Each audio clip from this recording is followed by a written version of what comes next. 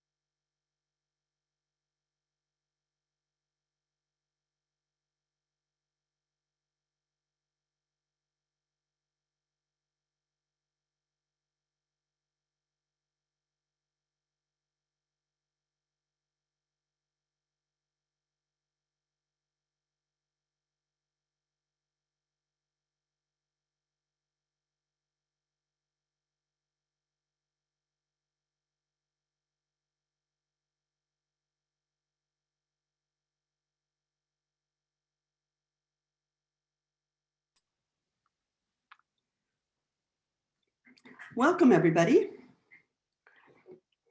Let's get rolling, eh?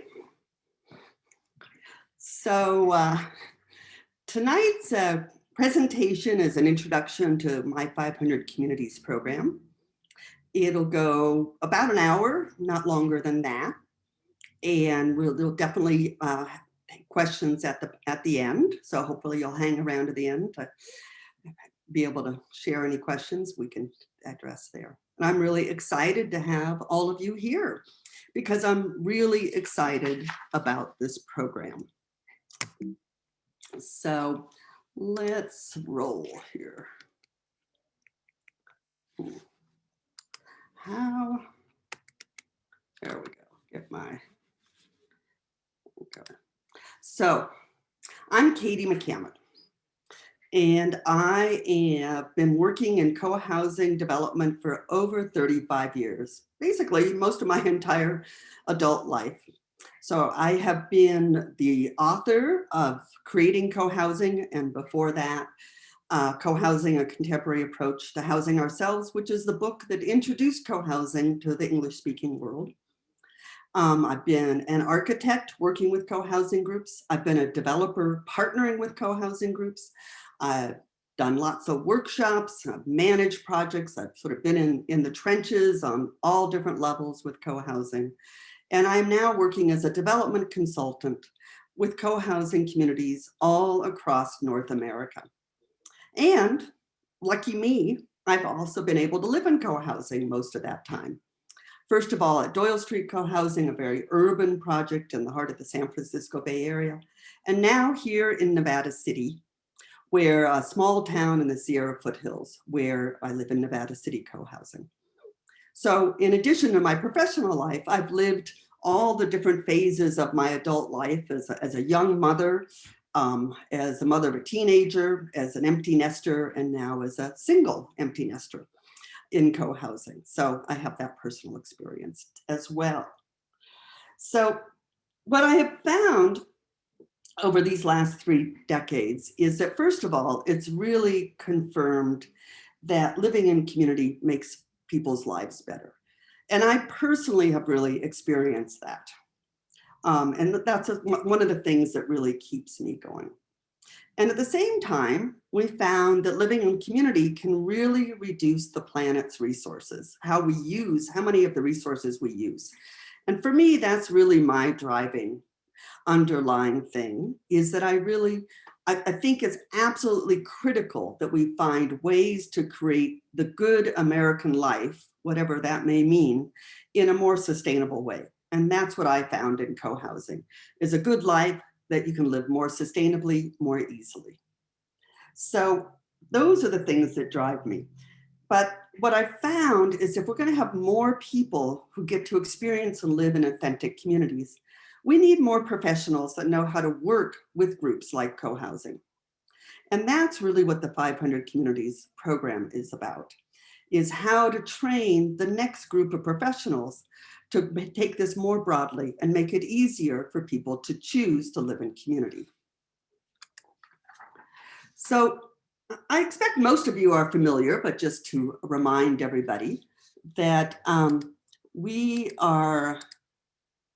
co-housing is a combination of private individual homes along with extensive common facilities. So there are other things, and now co-living is actually taking a big, really coming back around as the old-fashioned shared housing. Co-housing is actually something quite different, where you do have your own individual kitchen, you have your own house, whether that's a small 1-bedroom or a large 4-bedroom. But the idea that you'd have your own home plus common facilities. But that's not to say that there isn't a lot that can be learned from the co-housing experience to be adapted to other types of collaborative living. And that's one of the things I'm actually really interested in, is how do we take this forward? How do we explore this as it moves forward in different ways? I can tell you a lot about what's happened over the last 3.5 decades in developing co-housing, but I think there's a whole big interesting world out there about what the potential is in the future. So the way I work with co-housing communities is primarily as a development consultant. I am generally hired, I'm usually the first professional a group hires when they're getting off the ground. And that's a really big deal for a co-housing community, to take that step of being actually willing to pay someone to help them build their development. So I then help them move from a dream to a reality, consulting with these co-housing groups on everything about how to set up their membership processes, how to market, bring people in, how to look for properties. I generally build their budgets. I live with their budgets all the way through the projects. I help them find architects, potentially a development partner, or decide to go it alone, helping them to find financing and how to negotiate with the contractor. So my strength is I've done all of that deep in the trenches. And so I have that kind of experience that allows me in 1 hour of consulting to cross a wide variety of topics. And that is, I think, has been really helpful to co-housing groups. But the reality is, the way I'm working now is I'm not on the ground in their communities, and I'm not actually able to give the time to do day-to-day project management as they move forward with actually getting land and building a development. And so I'm often helping them find local developers or a local project manager to work with them. And sometimes that might be a member of the community. Sometimes that might be a local project manager who's familiar with development in that area, or a local developer. But what I keep coming across is that it would be so much easier if I could work with same people over and over again, right? If we had people on the ground all over North America that were regionally based and could work with people in that area, providing project management services, marketing and sales, things that go from project to project, not just one project. Because that's the thing with most people that join a co-housing group, they only want to do it once to get their community built. Then they get to move in and they're not carrying it forward, which is really, as I have seen, is really the role of the professionals, is to take the lessons learned to build the databases that move from project to project, to build the relationships to build the project. And that's what I saw when my work here in Northern California, where I have deeper relationships, is that I know the attorneys to work with here. I have a database for people interested in co-housing in Northern California. Those are things that have been built up over the decades. So how do we do that all across the country? That's what the 500 Communities program is about. So I have worked with a lot of different kinds of projects over the years. And today is so different than when I first started, when nobody had ever heard of co-housing. There are now over 170 communities built across North America. There's something like about 140 in the planning stages. Some of those are just potluck clubs, and some of those will actually are real and buying land and moving forward on their projects. So when I first started over 3 decades ago, nobody had heard of co-housing. We were not only inventing a new way of doing development, but also a whole new market. And so that's what's really happened over these last 3 decades, is we've developed a lot of systems for how do you work with the group, and how do how to do this effectively so that people get the best value out of their money when they're buying into co-housing. So it's come a long ways. And at the same time, we've learned a lot, and that I want to pass that forward. So just as an example of some of the types of communities I've worked on. This is a community frog song in Contati, north of the San Francisco Bay. It is 30 homes plus a retail center along the main drag.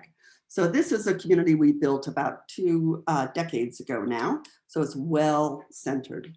I've worked at all sorts of densities, from small cottages that you're seeing in senior co-housing communities in Tulsa, Oklahoma, Stillwater, Oklahoma, and Village Hearth in Durham, as well as the most urban projects like PDX Commons, that is built up, a relatively new project built on a half an acre in Portland. So different densities from urban to more rural and suburban. This little project here up on the screen is Temescal Commons, and it still remains one of my favorite projects, even though I did it a couple of decades ago. It was a small infill project in the middle of Oakland. So we started with just that one single family house on a double lot. So it became a 6-unit co-housing community where they broke out the fence to the back property for 9 units, and then really began to integrate with the larger neighborhood. So it's a real small infill model there. And down here we have another infill approach in Nashville. This is Germantown Commons in Nashville, which was built on under an acre in the Germantown neighborhood there. So you can see the range of possibilities. Now, I'm the co-author of the books that have introduced co-housing to North America. And if you want to find out more about co-housing, these are good resources if you don't have them already. There is the Creating Co-Housing is the most recent version, sharing a lot of the American experience. And then of course, there is the Senior Co-Housing book, also written by Charles Durrett. So I would definitely recommend both as those as resources. But here we are moving forward. And what is the possibility as we go forward? Well, I think there's a lot of interest. One of the strongest markets for co-housing right now is boomers. There is a huge number of people that are turning 65, like 10,000 people are turning 65 every day right now. And what we're seeing is an ever increasing number who are looking at their retirement years, their later years, in a really different way. They don't want to move to large, or at least not all of them. I'm sure some people love big retirement developments, But there is a segment of the world out there that doesn't want to live in a 200 unit senior development that's managed by a large corporation. And at the same time, they do want to age well. They want to live, amongst other people that they can share the second half of their life with, in a very active, in fact, I would call it proactive aging process with co-housing. So there's quite a number of new co-housing communities being started by boomers and seniors looking at a better way to age and setting themselves up for that. And then at the same time, we also have intergenerational communities. And one of the real pleasures of the last couple of years is to see younger families coming into the co-housing movement. Kids that, they would have been kids when the first co-housing communities were built, now looking at co-housing for them and their own families. Because, and I am very passionate about intergenerational communities, partially because I raised my own daughter in community. And frankly, I don't know how anybody does it on their own in the American setup. Raising kids on your own in a single family house is a pretty lonely business. But in community, both we as adults have other support systems there, and the kids do too. And so you can get out of what I think is probably the craziest thing of the modern century is driving your children across town for play dates. And so I think there's a lot of and growing interest in looking at community settings for intergenerational reasons as well, and certainly for kids. So co-housing neighborhoods, what we've seen over the last 3 decades is they have been really successful. People who have lived in co-housing have found that it really did and actually provided something that was really missing in their lives. That's not to say it works for everybody, but the large majority of existing co-housing neighborhoods have been successful for their original residents and have also been able to hold their resales as people move in at later times over the years. The oldest co-housing communities across America are now over 20 years old. So we have a lot of history here, how communities mature over time, what they need to pay attention to, and how they bring in new buyers as things open up over time. The other thing we've really seen is that it's not only the social side, but how great co-housing neighborhoods are at reducing our use of the Earth's resources. People drive less, they use less water, they eat better, they get more exercise. And we can now see that when there's a growing body of research that really documents that community connection, that sense of being connected to people in your day-to-day life leads directly to a healthier, longer life. And I remember one time when one of those first articles came out in Time magazine about the studies that they were doing about what leads to longer, healthier lives.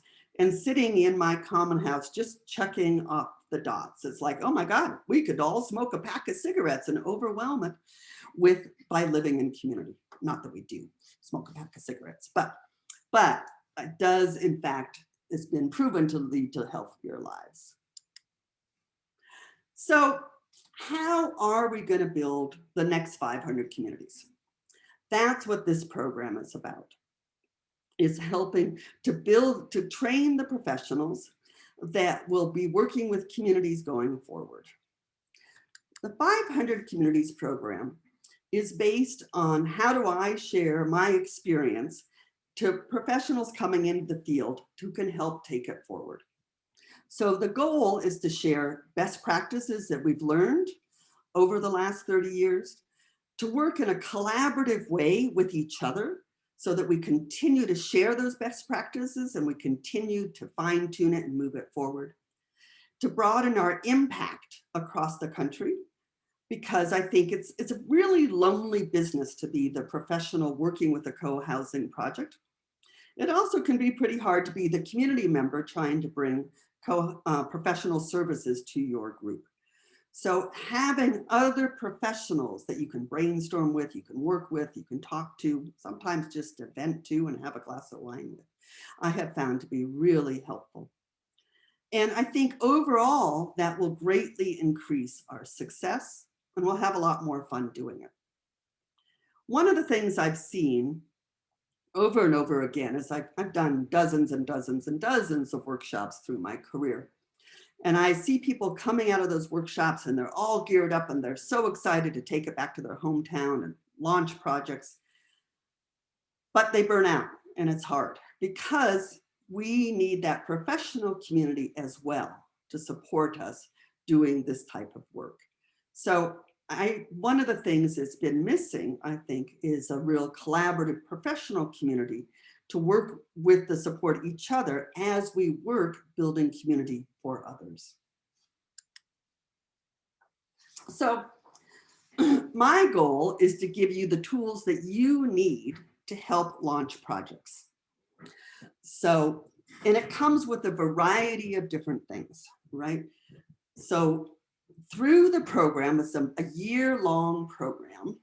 And over that course, I'll give you one-on-one coaching as you develop your business plan and figure out what is the way that you want to work in this world. We want to identify your strengths so that you can build on those strengths, help identify what other members of your team you might need. Look at what are the models and how are you actually going to get paid. Now, let me just emphasize that because I cannot believe the number of times I have talked to people who see themselves as a professional working in this world and don't understand and don't have a proposal for how they're actually going to get paid to do that work. So that's one of the things I really work with people in the program of what's realistic, how do you fit that into a development budget, and how do you make sure that, because ultimately we need a more sustainable business model as well as more sustainable communities. It can't be everybody a burning soul and not making any money. It's not going to keep this movement going. So that's one of the things is really looking at your business model as a professional working in this world so that ultimately you make back the cost of what you've spent to participate in the program. I was really inspired by this by my ongoing relationship with Jim Leach. Jim Leach is the Wonderland Hill Development Company, who was the developer who did a whole series of co-housing communities in Colorado. And then he and I started partnering on communities in California and actually founded a development business here in California as partners. And one of the great things about working with Jim is just having someone to bounce ideas off of. So we spent hours and hours and hours drinking wine, driving to co-housing meetings, late at night in all sorts of different places, talking about refining our models for how we could work more effectively with groups. Refining the floor plans, refining the process of the design, refining how people's money comes in. And it was such a fabulous to have someone where you could really say, well, that B unit we built in Bellingham, that was only 15 feet wide. The one we did in Colorado was 18 feet wide, and that allowed us to do these other things with that. There's very few people that you can have that kind of conversation with, right? And so by building a foundation and an understanding of the co-housing development world, we build then a community that we can have those kind of conversations with and talk about how do we continue to improve and make better systems. So in that way, what I am doing with this program is not only a training, sharing with you what I've learned, but creating a professional community that continues to work together. And frankly, for me, that's the really exciting part. Now, the program is open to people with a wide variety of backgrounds.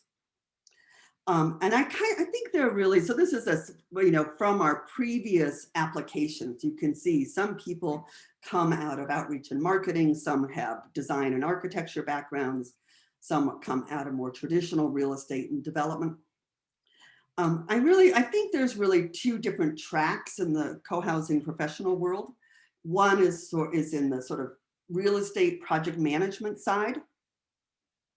How do you run a project and work with the buyers group as a developer or as a project manager? And there's a whole other world which is equally important, which is marketing, sales, and process. And one of the really fun things about the program is with the affiliates that have come through the previous classes is we have both. And that exchange of information and understanding the different aspects of this is one of the things that I think really gives professionals who have certain specialties more ability to be more effective by understanding the broader context in which they are working. So the other possibility is, I can pretty well guarantee that it will take a while to work up a business plan and get to a point where this is actually paying you. So that means that you've got to have a way to support yourself during that time. Clearly, if I have projects that are tuned in to people within the program, I try to get you involved. But it's really going to be up to you to get projects off the ground. But so I think it actually can work very well with other work you are already doing. So just as an example, perhaps you're a civil engineer and you've already got an understanding of that aspect of the development world, but you could also work as a project manager with co-housing groups. So this could broaden your skills. Perhaps you're interested in process and facilitation, and you could broaden your skills by adding to that as a marketing role and an understanding of the overall development process so that you could better serve co-housing communities. So I'm not suggesting that you necessarily want to quit your job right away, but looking at ways that this might complement existing work that you're doing or other work that you could bring with you along the way.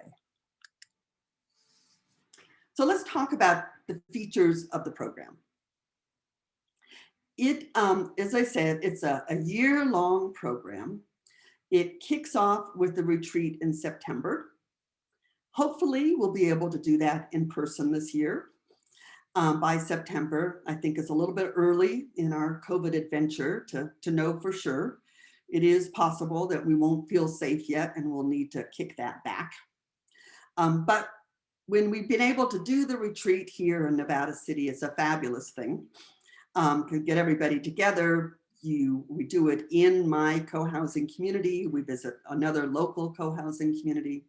So you see that around you, you get to meet the other participants in the program.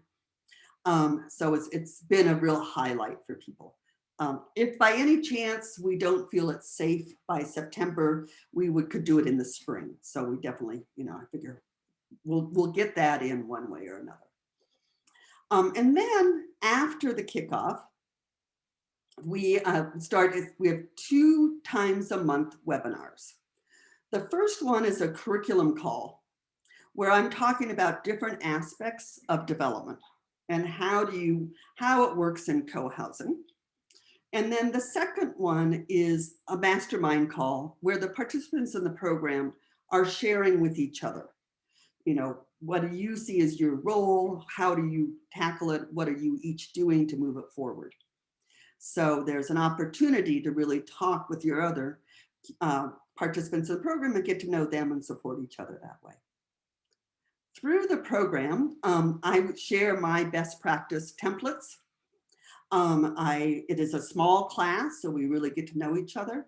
And you also get at least a monthly one-on-one coaching session with me where we can talk about your specific situation and help you move your own goals forward.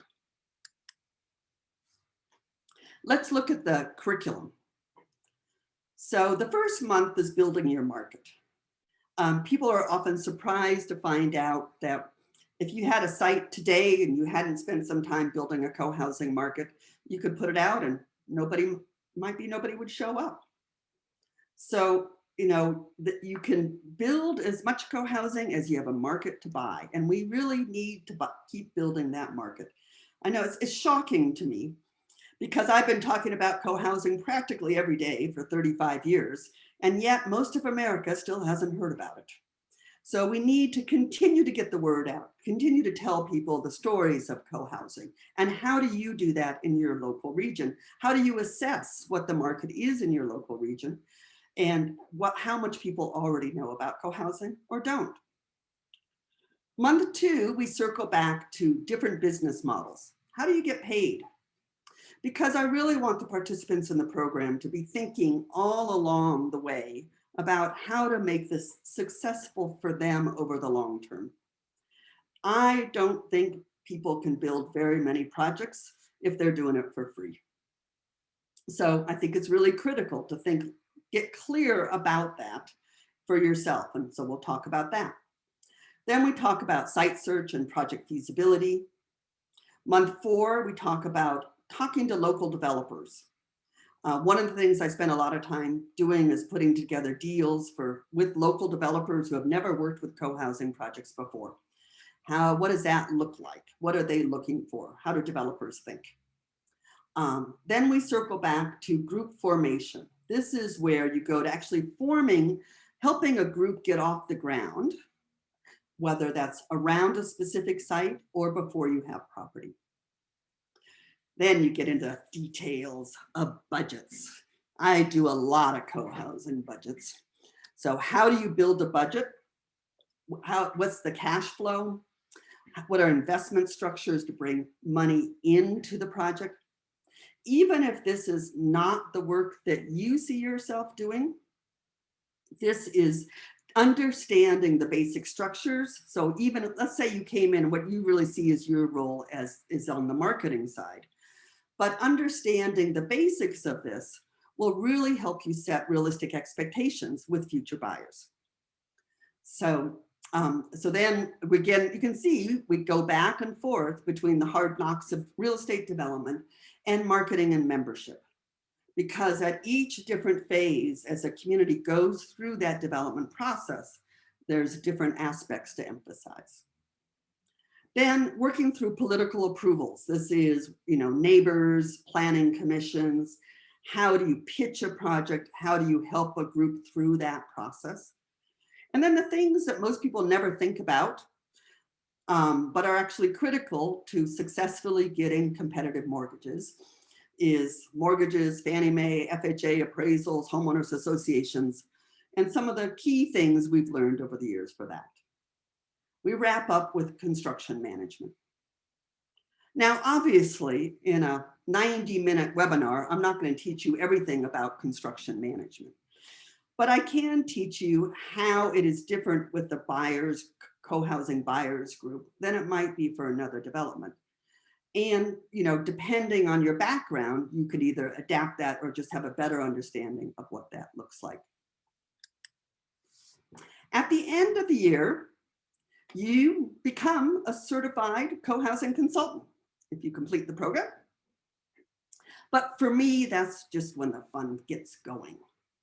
Because at that point, you get a choice of whether you want to continue as an affiliate of the Co-Housing Solutions.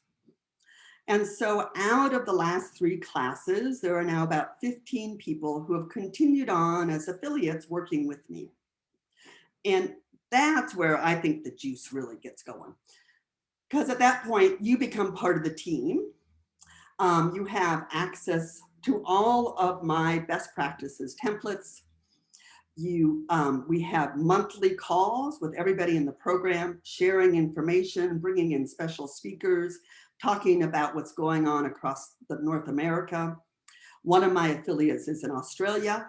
One of my affiliates is in Canada, so they bring that international aspect to it. And we talk about, your business model, right? So this is not just about how do you build a community for yourself, but how are you as a professional in this world? And what's really fun to me is when the affiliates start calling each other and working with each other on projects, and it's not all through me. So this is where we start to really build that professional community.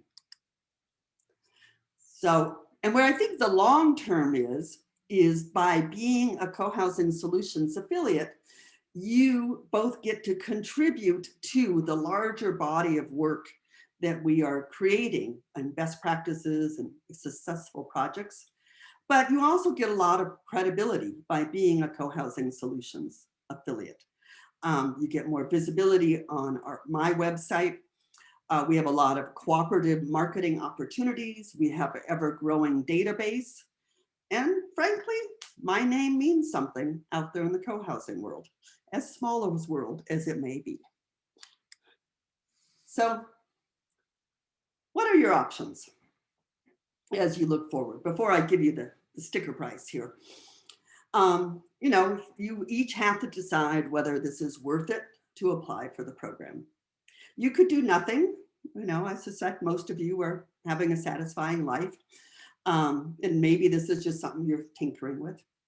You could do it the way I did it. You could spend the next 30 years learning it the hard way, making your own mistakes. One of the things that drives me crazy is reinventing the wheel. It's like, oh, if you just asked me, we could, I want to improve on the wheel rather than continue to reinvent it.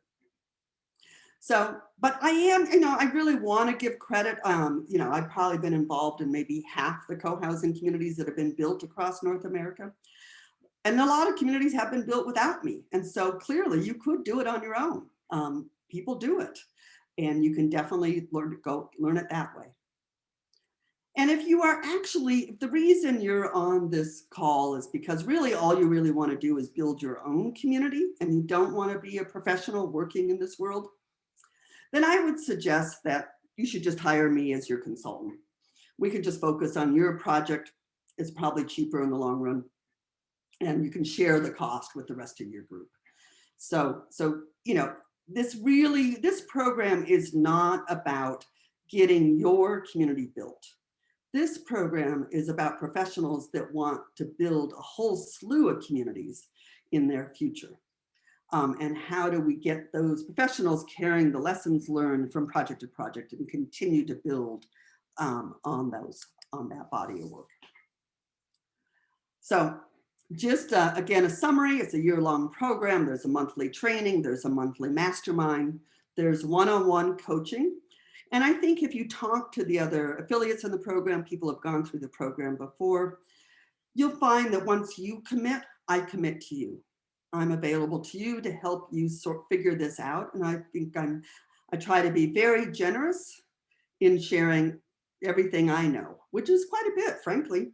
I can tell you how construction financing came together for dozens and dozens of co-housing communities. I can tell you how they bought their properties, what their terms were, and what were some of the hidden surprises along the way, and what it looks like when it really goes sideways. So the program is actually a very small class. My commitment is not to take more than a dozen people in any class, which means that it is actually very competitive to get in. I'm not just selling tickets. This isn't a workshop where anybody signs up, gets in. It is an application process, and I'm looking for people who will really succeed and have a commitment to really take this forward. So the application, so there's an application process, and actually I can see I need to update this. We're actually opening applications on March 1st this year. We will close that at the middle of June, and then see if we've got a good class there to put together. It is $9,750 for the entire class. You can pay it at once, or we can work with you on a payment plan. There is generally, I can make at least one partial scholarship available. And I'll just tell you up front, I've been around a long time. You don't got skin in the game. I have seen you will not hang in there long enough to actually make it happen. So I have been greatly disappointed by people I have been given full scholarships to, and I'm unlikely to do that again. Just because I find that you commit to it, I commit to you. I want you there for the long haul. But that, the $9,750 covers the entire year-long program. The only thing it doesn't cover is any travel and room and board to come to the September retreat. Otherwise, it's fully encompassed there. So this will be the 4th class, 2021. These are the previous 3 classes. And at the end of the class, some people decide that it's not really what they want to do and they move on, and some people move forward with it. And, you know, it's a very individual situation in terms of what your interests are. You'll know a lot more about co-housing one way or another and decide what's for you. But just an example of some of the people who've gone through the course before. Here in the gray shirt is Daryl Berlin. This is at the beginning of construction for the Fair Oaks Eco Housing Project in Fair Oaks in the Sacramento region of California. Daryl came on as the construction project manager, working through this project with the group, which is now they moved in just this last summer. So by bringing his background in construction combined with this course, how to work with the group and how to manage that process between a general contractor and a group of buyers who put all their hard-earned money in it. So Gerald now is taking a little, you know, a lot of times if you're a construction project manager, you need a little break after a project before he dives into his next one. But in the meantime, he has also founded a community land trust in Sonoma County. So he's also taking the co-housing experience into this new nonprofit, which he has founded. Here with the holding the leash of the dog, the third guy from the left is John Kay. John Kay came through the first class. This is standing in front of the C Street Village project in Marin County, north of San Francisco. Marin County has been one of those places that has had a huge interest in co-housing and can never get a site. It's a very anti-development location. And you'll find in more expensive markets, it's hard to find land. And so it took someone like John, who was there on the ground, really understanding the property market and looking for properties in order to get a viable site under contract there. So this project is now halfway through. They've gone through the schematic design process. And John is actively looking for other properties in that region. This is an area, there's been a strong co-housing market, really, literally for 3 decades.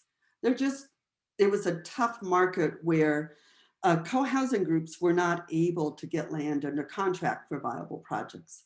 So it's the professional who is there, you know, we're working the land market, talking to people that has been able to actually get projects, get land under contract that we could move forward on. And, you know, this is something what we're really seeing with John now is brokers circling back, things that we looked at, potential properties we looked at 3 years ago and didn't go, and they come back around. So you need a professional there who's able to take advantage of that. And here, the yellow tag is Shelley Parks. Shelley's up in the north of Seattle. She came into the program with 10 years of experience in sales for senior housing. And she found co-housing and said, I don't want to do regular senior housing anymore. I really want to work with these more authentic communities. And she is now an active member of Skagit Co-Housing, which is now under construction. And she is working with communities across North America to help them with their sales program. So how are you really effective when you talk to people to bring them on board? It's not as simple. And co-housers, frankly, haven't been that good at it. So really understanding that process, training groups so that they can be more effective as they grow their groups and bring new people on board, as well as looking for future projects up in the Seattle area. So I think Shelley has brought into the co-housing world skills and experience that we just didn't have available for co-housing at all. Really been exciting. This is David Kelly down in Houston. So David came in with a construction and development background. He had worked for large contractors and large home builders, and he was ready to go out on his own. So this is actually the site for Co-Housing Houston, which has just finished their schematic design phase. And they is now moving toward construction later this year. So he is acting as the developer. He tied the land up and is partnering with the co-housing group there. He's already beginning to think about where his next projects might be in the Texas market. So there, it's really adapting it, and we definitely need more co-housing developers out there.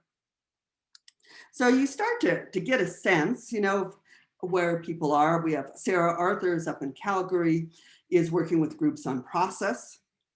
So people come in with different skills, you get a better sense of the whole, and then decide which piece of this you want to be part of, and how do you make sense of that in your region, in your world. But again, I think I can't emphasize enough that one of the things I think is so much fun is the discussion between us. And so one of the things we do with the affiliates and everybody in the program is at each co-housing conference, we try to get together in person once a year. 2020, obviously, that didn't work out.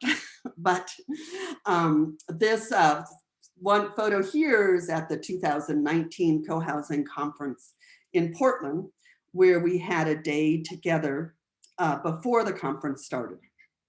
And I have to say, I was so honored that many of the affiliates said that they thought it was the best part of the conference, was talking amongst ourselves. And we brought in special speakers to share experience with us for that. So, and I have to say that when I started the program, I decided that one of the key things for a successful program was to host the best party at the co-housing conference. And I think we successfully did that in Portland. So to succeed in the program, first you got to be able and willing to invest in yourself and in co-housing. You need an entrepreneurial spirit and a can-do attitude. I'm not giving you a job. I'm inviting you to learn what we've learned over the last 30 years, to understand what is the state of this world, what are the best practices, and to take it forward so that you can start your own projects and plug in. But you do need a fairly good sense of, your ability to make it work, to go out there, put yourself out there and reach out to create your own work within it. It does take a while to get paying work coming in. I'm totally amazed that my full-time job has been working with co-housing groups for the last it's been a big part of my career for 35 years, but for the first part of that, I was doing other types of architecture as well. But for the last 15 years, all of my work is co-housing. Is the only thing that's been supporting me professionally. So it takes a while to get to that, but so you need some a way to pay the rent to get you there, right? But if you're persistent, you stick with it, I do think that there's work there. Working with co-housing groups is not the easiest of things. You've got a bunch of smart people, they're very demanding. You really need good communication skills. You need to know how to step up and lead when that's appropriate, how to collaborate when possible, and when to step back. I would say co-housing groups are actually pretty tough clients. And at the same time, when it works, it can be really satisfying. So how do you prepare? Well, read up on co-housing if you haven't already. When it's safe, you can visit local communities if you have some in your area. The best source for co-housing information is the Co-Housing Association, our regional or national nonprofit. So cohousing.org has a fabulous directory if you're not already familiar with that. And they are also doing a whole series of virtual conferences in 2021. So look to those. I'll be participating in the one on February 20th, stepping into co-housing, specifically geared towards forming co-housing groups. And then make room in your life to do this, because as with most things, you'll get out of it as much as you put into it. I think I'm very aware that most people in the program are working other jobs. Many have families. And so I try to be very realistic about what people can do. But you will get out of it what you put into it, no doubt. So now what? So beginning March 1st, if you're interested in the program, you send us a resume and a cover letter. That starts the application process. We'll send you some other information we'd like. We'll be doing follow-up webinars. So presumably you are on our 500 communities database and got notice of this. So look for follow-ups. If you have further questions, you can email Riley at info@cohousingsolutions.com. And help us spread the word about the program if you know other people that you think might be interested in it. I'm specifically looking for people in parts of the country where we don't have anyone. We don't have anyone really in the Southeast. I saw some of you from Michigan and up there in the northern Midwest. That'd be a great place to get more people out of there up in the Northeast. So, you know, that's one of the things I'm very committed to. I don't want to train people that are competing in the same world when there's not enough work. So one of the things with the program is we really need to grow the market, right? And if you're applying in a region where there are already affiliates from the program, I'll be talking to them about whether we feel like we've got room to bring in more people, and if we feel like we've got complementary skills. Sometimes there's already an affiliate in a region, but someone coming in with complementary skills could actually be really great. So just to be aware of that. But that's one of the things I think it's really important, and I'm pretty loyal to the affiliates that stick with the program. So the basic timeline, and we'll be opening up the application process in March. It'll go through June 15th. Then we will look, make decisions about who gets into the next year, so that by the end of July, you've had notice of whether you've been accepted. And we're looking at that in-person retreat, September 24th to 26th for the kickoff for the next class. So we have a little bit of time for questions. And so if you can either unmute yourself and just speak up, or you could write in the chat, and I'd be glad to answer any questions you might have.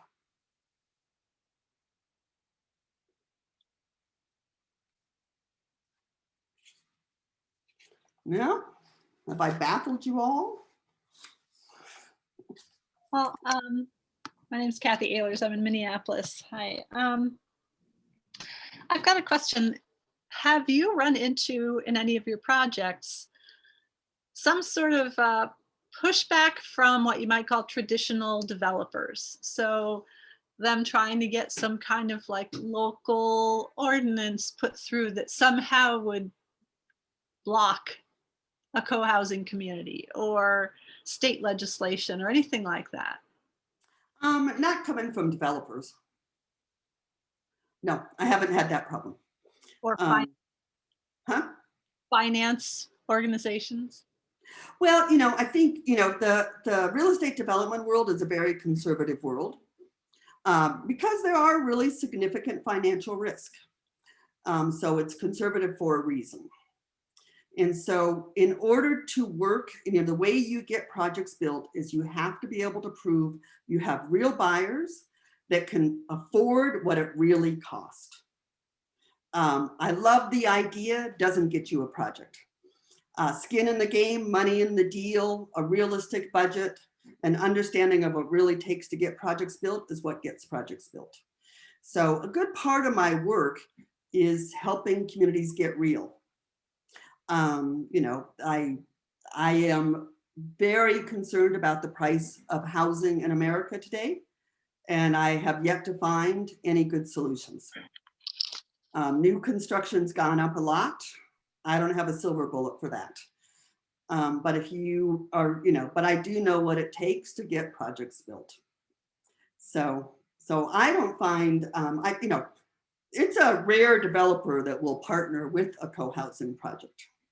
I think communities are often unrealistic about, oh, every developer, when they see us, they'll want to partner with us. And it's not true at all. And you have to really understand the business model in order to help a developer understand how they could partner with the co-housing project and actually make it worth their while financially. So, I'll hold back to see if anybody else has something in the meantime, but I have another question. you're okay. Um, Any, yeah, I put a question. My name's Katie. oh yeah, could you give us a sense of your pricing as a consultant? Yeah. So the way I work, I've worked a lot of different ways over the years, but the way I work today is a very straightforward.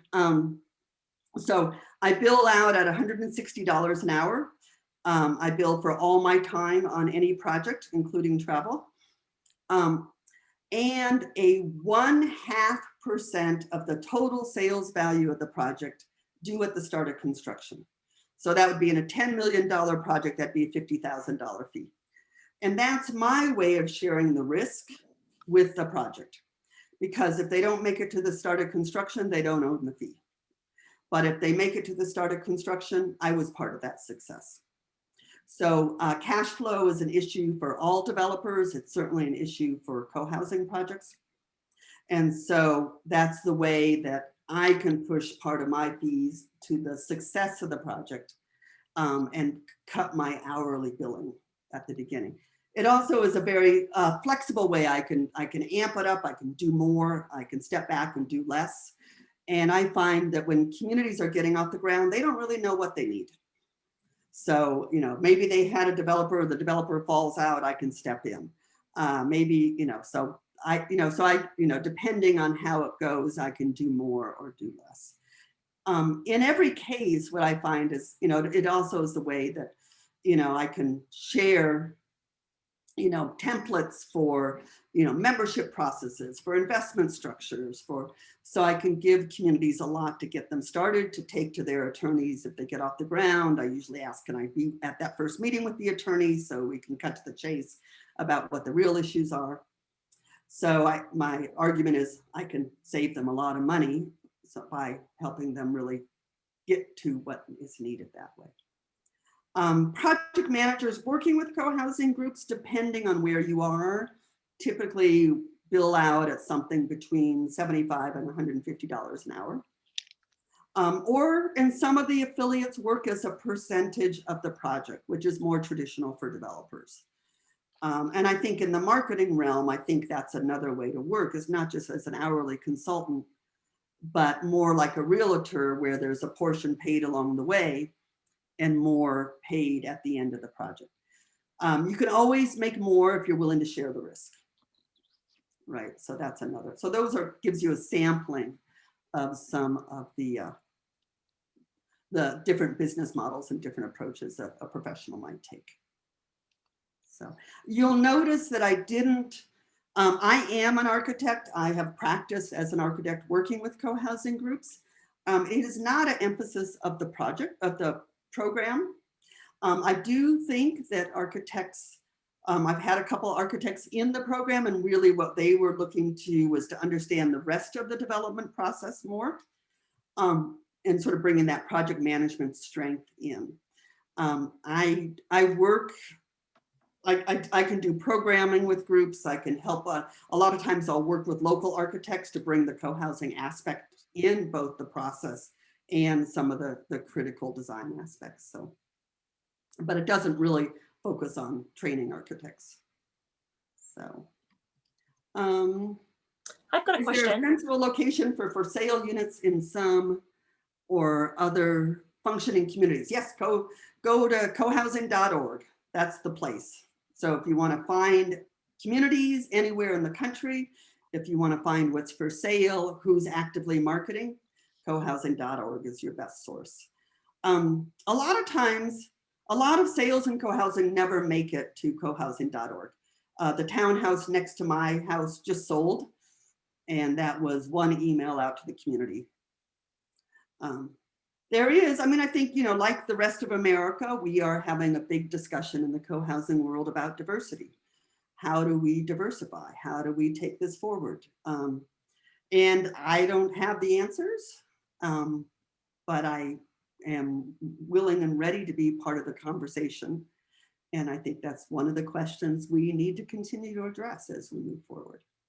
The other thing I'll just say is regarding affordability. Easily half of America could not afford to buy into a new construction, anything, certainly a co-housing project. I have worked in the affordable housing world. I have a reasonable understanding of that world. I was the architect for a project that was a tax credit low income rental, Petaluma Avenue Homes in Sebastopol. So I've given a lot of thought to how do we adapt these ideas to the affordable housing world. I am also been around long enough to be very pessimistic about how much money or how little money there is in the affordable housing world right now, and that there is a much greater need than there are funds to satisfy. So you will get from me, I'm a real straight shooter. My goal is to get projects built, successful communities built, to push the limits on every project. And I'm just kind of done with the fantasies. So I'll call your fantasies really quick, but I think that's what gets projects built, is not living in the fantasy world. If you want to do that, you can do the potluck club and you don't need me. There are a lot of co-housing potluck clubs, and there's no reason to hire me or participate in the program for that. So I've got a question. Yeah. My name's Megan. I'm in Maine, and I was wondering if you, what, if any, differences there have been between the 3 different rounds of the program so far, and or is there a direction that you see this upcoming one or future ones headed that may have differed from where it started? Well, what I'm trying to do is put together a diverse group for each class that with people bringing different skills. My real frustration with the first class, and I was shocked because I worked with many strong women in co-housing groups. And the first class, I couldn't get a woman for love nor money. I mean, I was fighting, and the one woman I got dropped out. So, and I still to this day don't really understand that. So we've had more balance since then, and the program has good balance. But I would say for each class, I'm looking for a balance of skills, a balance of sort of different regions of North America, or I definitely welcome people from other countries. I think we have, even with different financing systems in different countries, like Ogini in Australia, they have a much more vibrant co-op financing model than we do in the US. So, but I think even there, she has found there's a lot that we've learned in the co-housing world that is very applicable to what she is doing there. So, so I don't know what this next class will bring. I really want to encourage younger people to participate. I think we're really looking to bring in the next, and looking for people with a range of different experiences. So who knows? We'll see what comes out of it. It's always a big question. Who's going to show up? Right. Have you seen any, were there any changes in the curriculum or things that you've either added or expanded based on the experience of doing it? Well, what I have learned is that I can quickly overwhelm people. It's just hard to, until you're talking to me about specific development issues. I mean, I can talk co-housing development for 24 hours straight. I have a depth of experience that is hard to get. And so what I've learned is actually people can't hold that many details, and that really trying to focus on the key aspects of it and be there when people are ready for more detail. Like any good program, at the end of the program, you've learned a lot about how much you don't know. But that's, would be true for any professional endeavor. But so I don't see any radical changes, Megan. Sure. Thank you so So- much. Okay. So I'm going to wrap it up now. Unless someone leaps in with one last question. I do have one last question. This is, I asked in the chat, but I am. Okay, yeah, I'm having a little hard time tracking. No, down. it's fine. I guess like we're thinking of something between co-housing and a commune, but more tech enabled and like, I don't know. Are you seeing people really? We're trying to find people who might be breaking the traditional mold. Are you seeing people doing that?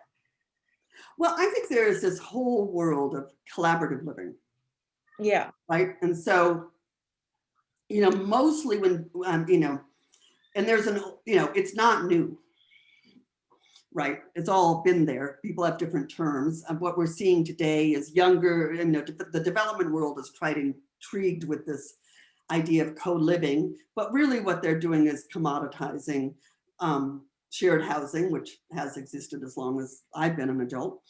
So, it's kind of like marriage counseling that ultimately you hit all the same issues.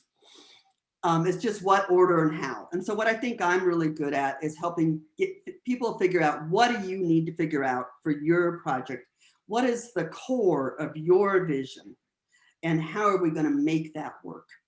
The way I see it is I show up, for any of my client groups with my toolbox. And then we like, well, what tools do you need? Oh yeah, let's try this. Right. And I'm very aware that all of my client groups, it's their community, not mine. Right. And so my goal is to help them be successful in building the community they want. But a lot of times people are not aware of how much has happened out there and how many models there are. So a lot of times, one of the really fun things about my current work is I know a lot about what's happening all across the country. And so I can connect people. Oh, you should talk to so-and-so. Oh, you're doing an agri-village? Oh yeah, you should be talking to these people up in the Northwest. Oh, you want to do a coal mine? Oh yeah, wait, we should talk to these people. And increasingly, my professional connections end up being really good sources. Just as an example, working with the Village Hearth Project, which is the first LGBT senior co-housing community in the country. We partnered with a local developer there, and I thought he was going to find the bank for the financing.